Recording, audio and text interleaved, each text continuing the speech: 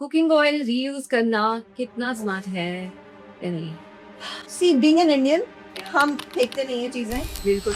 एक यूज के बाद बार बार अगर आप उसको करते रहोगे तो आपकी बॉडी को वो इतना हार्म कर सकता है कि जितना इतने सारे जंक फूड ने नहीं। लेकिन ये जो कड़क चाय बोलकर घंटों तक हम उसको उबालते हैं, क्या आप एक्चुअली उससे केमिकल मेस बना रहे हैं हम? एक्चुअली मेस को बना रहे हैं। आपने नोटिस किया होगा कि जो चाय वाले वेंडर्स हैं उनके यहाँ चाय उबलती रहती है, हाँ रहती बिल्कुल है ना। बिल्कुल। और आप उसके अंदर मिल्क डाल रहे हो, शुगर डाल रहे हो, बट वो एक किक जरूर आ रहा है। आप खराब एक्चुअली इसलिए है क्योंकि वो फ्लेवर वो खत्म कर रहा है। इसलिए ज्यादा दूध इसलिए डालते हैं ताकि वो टैनिन सलाइवा की बजाय मिल्क से बाइंड कर जाए और आपको एक किक भी दे दे, स्वीटनेस भी दे दे और चाय का flavour. And that's why you feel so live after having कड़क चाय।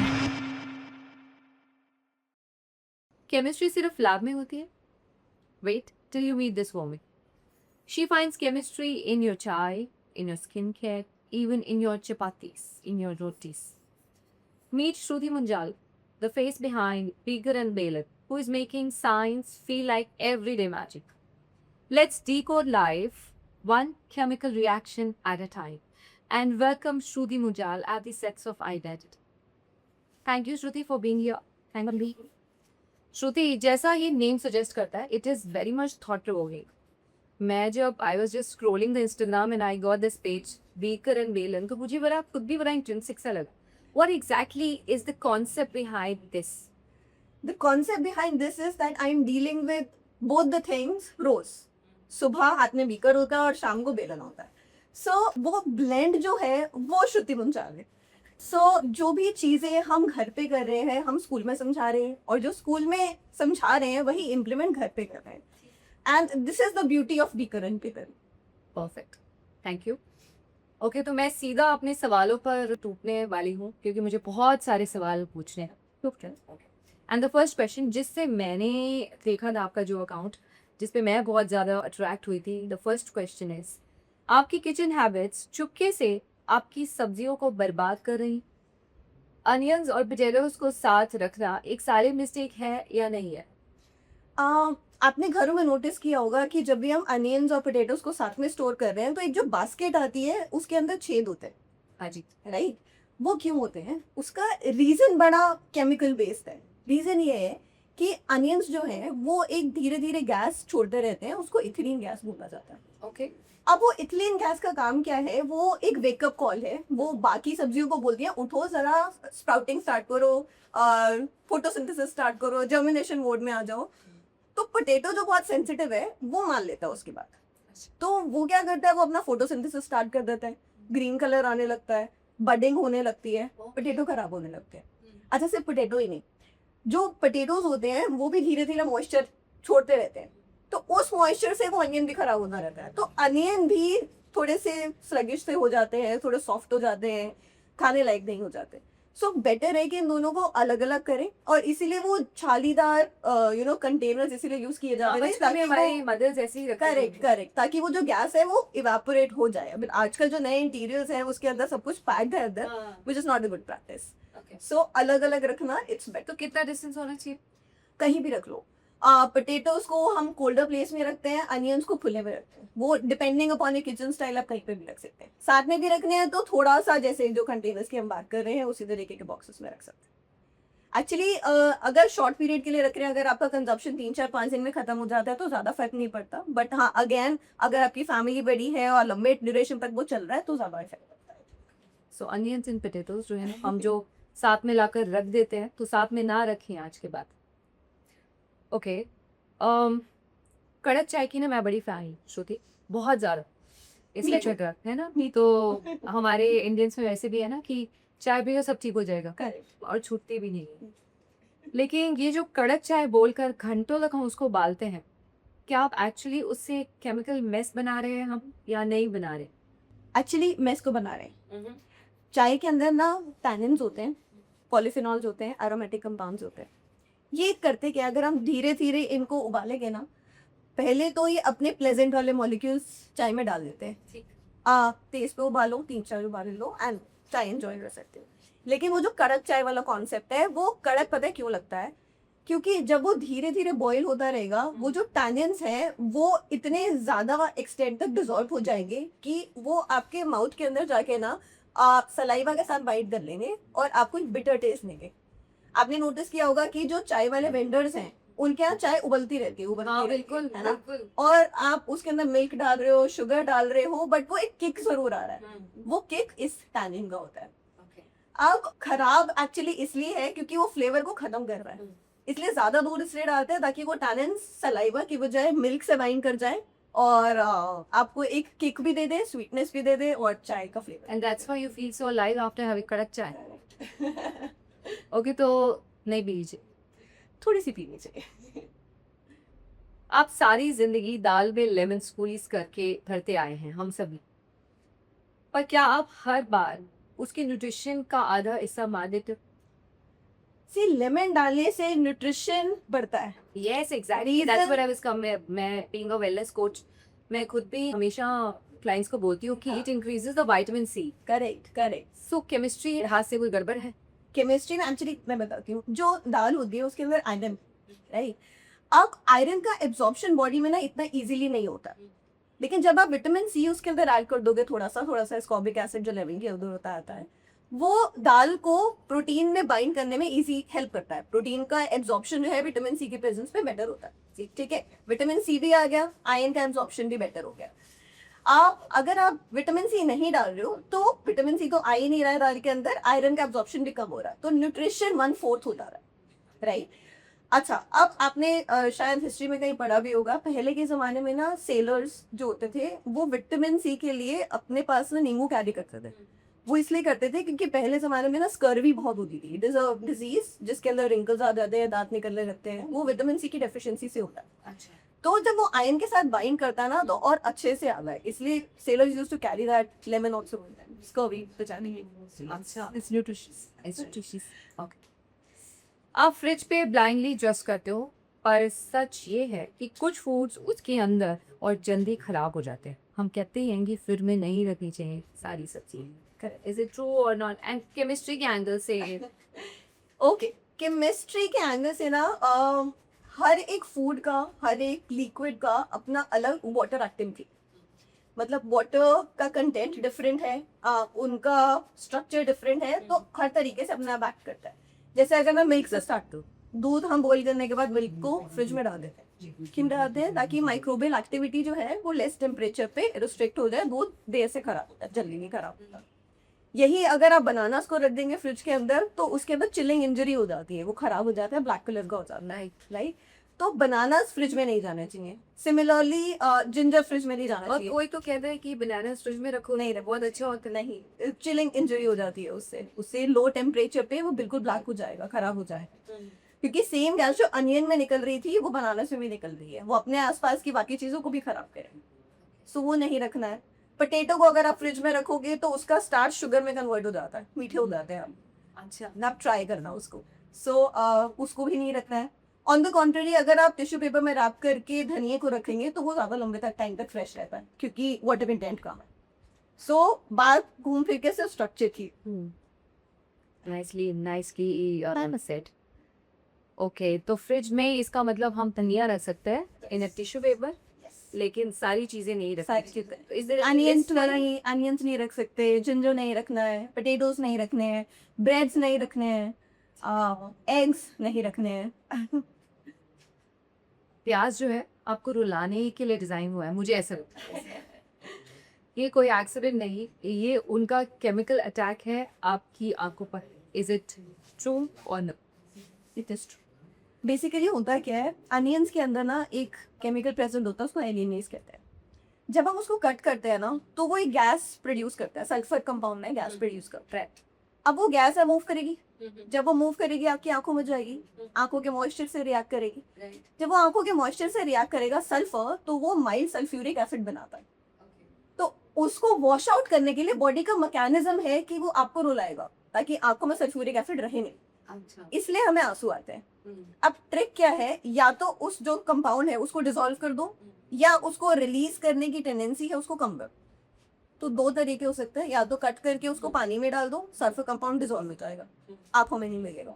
दूसरा, अगर आप उसको 15 मिनट के लिए फ्रिज में डाल के चिल कर दो, तो चिल करने से क्या होगा, एंजाइमेटिक एक्टिविटी कम हो जाएगी, एंजाइमेटिक एक्टिविटी कम होने से गैस देर से रिलीज होगी, आंखों पे रहम हो जाएगा। आपको पर आराम और आ जाएगा। अगर दोनों के लिए टाइम नहीं है तो बहुत शार्प नाइफ यूज करके उसको फटाफट कट कर दे, उससे सेल रप्चर कम होता है।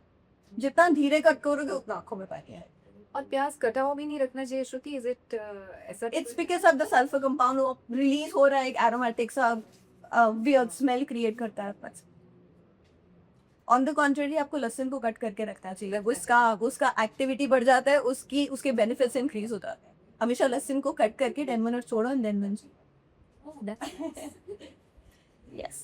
बचपन का फेवरेट मैंगो जो अब आने भी वाला है, सीजन आने वाला है आम फलों का राजा, मिल्क शेक, क्या वो हमारे गट के अंदर एक फुल ऑन बायोकेमिकल फाइट शुरू कर देता है? देखिए, एक वेलनेस एंगल से देखिए तो again fruit shouldn't be mixed with milk. Correct. अब केमिस्ट्री का क्या एंगल है? सी बेसिकली मिल्क का नाम जो पीएच होता है, पीएच एक पैरामीटर है जो बताता है कितना एसिडिक है कितना एसिडिक है ना। तो अगर मिल्क का जो पीएच है वो ज्यादा एसिडिक हो जाएगा और गिर जाएगा तो वो कर्डल हो जाता है, जैसे दही में या मिल्क खराब हो जाता है उस तरीके से, राइट। अब मोस्टली जो फ्रूट्स होते हैं ना वो एसिडिक होते हैं, आप उसको दूध के अंदर मिलाओगे वो जल्दी कर्डल अप हो जाएंगे, जो आपके गट के लिए अच्छा नहीं है, राइट। बनाना, मैंगो और चीकू, तीन ऐसे हैं जिनका जो एसिडिक रेंज है वो इतना नीचे नहीं गिरता, इसलिए उनके मिल्क शेक बना देते हैं, ठीक है, वो कंज्यूम हम कर सकते हैं, राइट। बट अगर मैं और सिट्रस फ्रूट्स की बात करूं, जैसे पाइनएप्पल की बात करिए, लोग बहुत वियर्ड कॉम्बिनेशन देते हैं, ग्रेप्स हो गया, अगर वो सब डालेंगे तो वो तुरंत कर्डी कर जाएगा, that is not good. The best trick is कि आपको कोई भी फ्रूट लेना है, आप मिल्क की बजाय उसको योगर्ट के साथ, it is amazing for you. But and ये जो कॉम्प्लेक्स क्वेश्चन है कि हमें लेना है या नहीं लेना, वो एलिमिनेट ही हो जाएगा, बेटर विद योगर्ट। आयरन कढ़ाई से अनीमिया ठीक होता है, और नादी का जीनियस हैक या फिर एक पुराना किचन मिथ जो अभी तक चल रहा है, व्हाट एग्जैक्टली इट इज? क्योंकि अभी जैसे कच के आई थी तो बहुत सारे लोग हमने देखा कि आयरन की कढ़ाई में खाना बनाते हैं, चने बनाते हैं, they become more black because iron release होता रहता है। What according to chemistry? See, I am a very big fan of iron kadai. It may not look very appealing to the eyes, but उसके benefits बहुत ज़्यादा है, especially for women जिनके अंदर anemia बहुत common है, मेरे में भी है, right? So instead of taking iron supplements, I suggest कि दिन में एक मील जो आप बना रहे हो वो आयरन की कढ़ाई में बनाओ। सो बेसिकली जो होता क्या है, जब आप आयरन की कढ़ाई में बना रहे हो तो उसके सरफेस से जो आयरन के आयंस हैं वो खाने के तब मिलते रहते हैं, ठीक है। और बेटर हो जाएगा अगर आप खट्टी चीजें उसमें बनाएं, टमाटर डालो, खूब सारी एसिडिक चीजें बनाओ, करीज बनाओ, ग्रेवीज बनाओ। अगेन जो मैंने आपको पहले बताया कि विटामिन सी से आयरन का एब्जॉर्प्शन और बढ़ेगा, राइट। सो उस तरीके से कि आपका आयरन धीरे धीरे रोज आपके खाने में बढ़ता चला जाए, तो न्यूट्रिशन बेनिफिट तो है। सेम चीजें हैं कि जो हम कंटेनर्स यूज कर रहे हैं, किसी तरीके के यूटेंसिल्स यूज कर रहे हैं, उसका मटेरियल इज वेरी इंपॉर्टेंट। जैसे आपने नोटिस किया होगा कि छोटे बच्चे होते हैं, उन्हें चांदी के चम्मच से, चांदी की कटोरी से खिलाया जाता है। हम पानी पीते हैं तांबे के लोटे में पानी पीते हैं, क्यों पीते हैं? क्योंकि धीरे धीरे उनके आयन जो हैं वो इतने बेनिफिशियल होते हैं हमारे लिए, वो ग्रेजुअली हमारी बॉडी को रीसेट मोड में लाते रहते। So yes, That's the reason. Correct. Cooking oil reuse करना कितना स्मार्ट है या नहीं है? सी बीइंग एन इंडियन, हम फेंकते नहीं है चीजें। बिल्कुल। आई सजेस्ट कि अगर रीयूज करना है, मैक्स एक बार यूज करो। रीजन क्या है, जो ऑयल्स हैं अगर बार बार आप उसको हीट करोगे ना, सी हर ऑयल का ना अपना एक स्मोकिंग पॉइंट होता है, ठीक है। उस पर्टिकुलर पॉइंट के बाद ना वो जल जाता है, उसका स्ट्रक्चर टूट जाता है, उसके अंदर फ्री रेडिकल्स आ जाते हैं, उसके अंदर एल्डिहाइड जनरेट होने लगते हैं, वो जल जाता है, एक फाउल स्मेल देता है, टेक्सचर डिफरेंट हो जाता है। सो एक यूज के बाद बार बार अगर आप उसको करते रहोगे तो आपकी बॉडी को वो इतना हार्म कर सकता है कि जितना इतने सारे जंक फूड ने नहीं किया। सो आपने कभी वेंडोज पे देखा भी होगा, और जो ब्लैक कलर है, स्लाइमी हो जाता है, you know, it has a weird smell. We should not be doing it, discard it, please दिल बड़ा करके उसको फेंक दीजिए, मत यूज कीजिए बार का। अच्छा, एक बड़ा कॉन्सेप्ट है, जैसे आपने कहा कि इंडिया में हम फेंकते नहीं हैं चीज़ें, बट स्टिल यूज़ तो फिर भी कर ही रहे हैं हम, जितना मर्जी कितने सालों से हम एजुकेट करने की कोशिश करें कि तेल को हमको रीयूज़ नहीं करना चाहिए। Is there any certain form of oil, जैसे सरसों का तेल होता है, तो उसको गर्म करके रखा जा सकता है या नहीं, या और any kind of oil is prohibited? See I am a very big fan of desi ghee. अच्छा जी. ठीक है, इट हैज सैचुरेटेड हाइड्रोकार्बन्स, आपके गट के लिए अच्छा है प्रोवाइडेड मॉडरेशन में लिया जाए. ठीक है. Right, so I am a very big fan of that. Other than that yes you can use mustard oil, उसको आप एक टाइम तक अगेन आप यूज कर सकते हैं. Olive oil again there are two types, एक का स्मोकिंग पॉइंट कम है, एक का ज्यादा है. जो कुकिंग में आप हल्का सा सौते कर रहे हैं, सैलेड्स बना रहे हैं, उसके लिए you can use it. Rest not a good idea. Refined oil is a big no. Coconut also can be a good alternative. Coconut oil. Okay, now coming to आजकल जो आटे हम यूज़ करते हैं, देखो आजकल, पहले तो हम व्हीट बहुत खाते थे, आजकल मिलेट्स, रागी और हर तरह का मिलेट है, प्लस ओट्स का आटा, प्लस डिफरेंट टाइप ऑफ आटा आते हैं. अब एक हमारी मदर्स हमेशा कहती थी कि आटा जब आपने डो रेडी किया तो उसको आधा मिनट रख दो and then you cook chapatis. अब ये उसके लिए ठीक है या फिर ऑल काइंड ऑफ मिलेट्स के लिए भी ठीक है, फिर कोई केमिकल रिएक्शन से भी related? See on the contrary मुझे लगता है कि अब हम ज्यादा व्हीट पे शिफ्ट हो गया. पहले हम सब खाते थे, मतलब पहले गांव में बाजरे की रोटी वाज वेरी कॉमन, सर्दियों में मक्की की रोटी was very. But we are going back now. I am very happy, I am very happy with correct. Now reason क्या है, जो हम गेहूं की रोटी खा रहे हैं, जो हम आधा ले रहे हैं, उसके अंदर ना दो टाइप की चीज है. एक ब्रांड है, एक जर्म है. बेसिकली इसमें फाइबर है और एक में मल्टीविटामिन्स है और मिनरल्स. राइट, अब जब आप इनके अंदर जो ग्लूटेन है, जो ग्लूटेन प्रेजेंट होता है, अगर आप उसको नीड करके ऑलरेडी रख रहे हैं और एकदम से आप करो, तो आपने वाटर को इवनली स्प्रेड होने का टाइम नहीं दिया. आपने स्टार्च को मॉइस्चर एब्जॉर्ब करने का टाइम नहीं दिया. आपने ग्लूटेन को अच्छे से फैलने का टाइम नहीं दिया. राइट, सो फ्लेक्सिबल होने का टाइम नहीं दिया बेसिकली. तो जब आप उसको रेस्ट कर दोगे तो उन सबको इस रिएक्शन करने का प्रॉपर स्पेस मिल जाएगा और आप नोटिस करोगे कि आपकी रोटियां फूलेगी. अगर आप फ्रेशली डो बना के रोटी बनाओगे वो कभी नहीं फूलेगी और आपको साइड से अनइवन दिखेगी, Uneven. है ना. सिमिलरली अगर आप मक्के के आटे की बात ले करें या रागी ले रहे हैं, किसी और तरीके का ले लें जिसके अंदर ग्लूटेन कंटेंट कम है, आप जितनी मर्जी कोशिश कर लो वो नहीं फूलती. राइट, रीजन यही है क्योंकि वाटर एब्जॉर्प्शन ने इवनली हुआ ही नहीं. ठीक है, तो थोड़ा सा रेस्ट करना is actually good because it is giving the time and space to the atta to give you that perfect round and फुला हुआ फुल. See, chemistry का एकदम. Chemistry is everywhere. Bananas innocent नहीं होते, वो एक इनविजिबल गैस रिलीज करते हैं, करेक्ट, जो बाकी फ्रूट्स को जल्दी सड़ा देता है. ट्रू और नॉट? साइलेंट किलर वाइट्स हैं इन. Very true. आयरॉनिकली बनानास दूसरे फ्रूट्स को तो खराब कर ही रहा है, वो खुद को भी खराब करता है. If you keeping the bananas with each other तो वो इथिलीन गैस साथ वाले बनानों को भी खराब कर दिया and vice versa. So again I said कि same gas which onions has released, banana वही इथिलीन गैस रिलीज कर रहा है और जिससे वो राइपनिंग मोड में आ जाता है, जल्दी सॉफ्ट हो जाता है. अच्छा, इसका ना सिर्फ एक बेनिफिट भी है, मतलब I like to have guacamole, I am big fan. तो mostly then I don't know how to buy avocados, मुझे पता ही नहीं लग पाता है कि वो राइपन है या नहीं है. So mostly I again get it और 90% ऑफ द टाइम वो कच्चा आता है. तो बहुत बार 4-5 दिन क्रेव करने के बाद वो फेंका भी गया. And then I actually realised कि अगर बनाना खुद को खराब कर रहा है या साथ पड़े मैंगो को खराब कर रहा है तो उसको भी जल्दी राइपन कर देगा. So what you can do is avocado लो, बनाना लो, 6 घंटे के लिए पेपर बैग में रख दो, परफेक्टली राइपन हो जाएगा आपका एवोकाडो. क्या बात है, ये तो बहुत सही नुस्खा है. करेक्ट. डेफिनेटली मैं ट्राई करने वाली. आई होप आप लोग. टर्मरिक, हल्दी, बिना फैट या ब्लैक पेपर, मतलब हमें कैसे, देखो हम जनरली कंज्यूम करते हैं दूध हल्दी या फिर घी हल्दी, करेक्ट. सो व्हाट एग्जैक्टली, कैसे हमको इसको कंज्यूम करना चाहिए?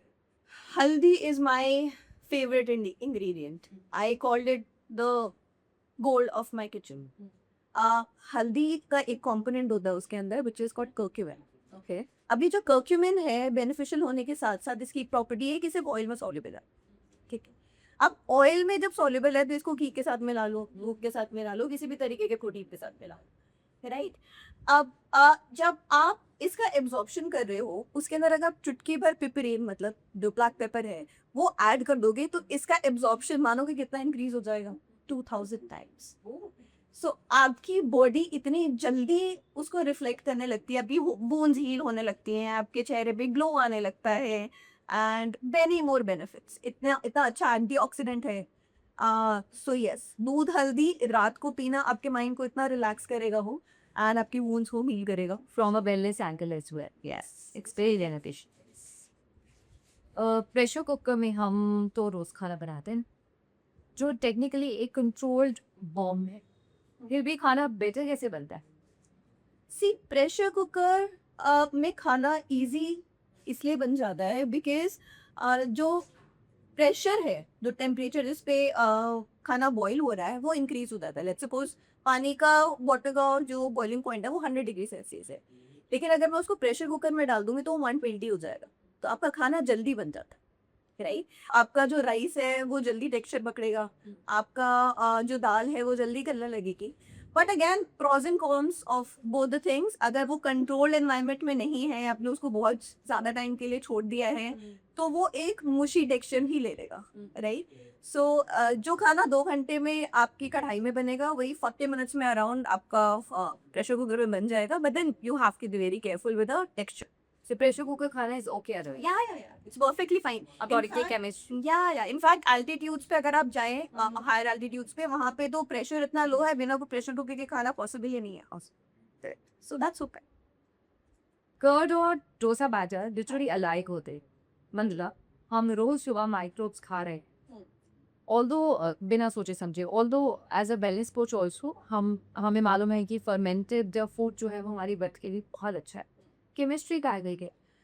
See, fermentation is a very tricky business, and as long as fermentation natural तरीके से हो रहा है, उससे बेटर कोई चीज़ ही नहीं। तो अगर मैं बात करूँ कर्ड की, कर्ड में क्या हो रहा है, मिल्क के जो बैक्टीरियाज हैं, लैक्टोबैसिलस बोलते हैं उन्हें, वो मिल्क को लैक्टिक एसिड को कन्वर्ट कर रहे हैं, लैक्टिक एसिड में कन्वर्ट कर रहे हैं। सो उससे हो क्या रहा है, आपका जो गट बायोम है वो बहुत बेटर हो रहा है। या आप डोसा के बारे में बात करें, dosa actually has a history also behind it. The name dosa has been derived from the word dosh which was a mistake. So actually हुआ क्या, एक कुक थे जो बैटर बना के भूल गए अच्छा। ओवरनाइट, एंड सुबह उठ के वो फर्मेंट हो गया, क्योंकि ऑब्वियसली ईस्ट और बैक्टीरिया था, उसने कार्बन डाइऑक्साइड रिलीज किया, वो बैटर फूल गया। अब उसको सर्व करना था, तो उसने वो जो फ्रॉथ थी उसको खत्म करने के लिए उसको तवे पे डाल दिया। अच्छा, right, which turned out to be very crispy, very delicious and in fact good for health. तो वो बना डोसा। ये डोसा की So- स्टोरी मुझे पता है। So yes, the word dosa has been derived from the word dosh, which is good. जो हम अचार खा रहे हैं, अचार कह रहे हैं, again fermented food, right? हम कांजी पी रहे हैं, again fermented. So fermentation natural तरीके से very good. सॉल्ट, नमक गलत टाइम पे ऐड करना सिर्फ टेस्ट का इशू है या नहीं?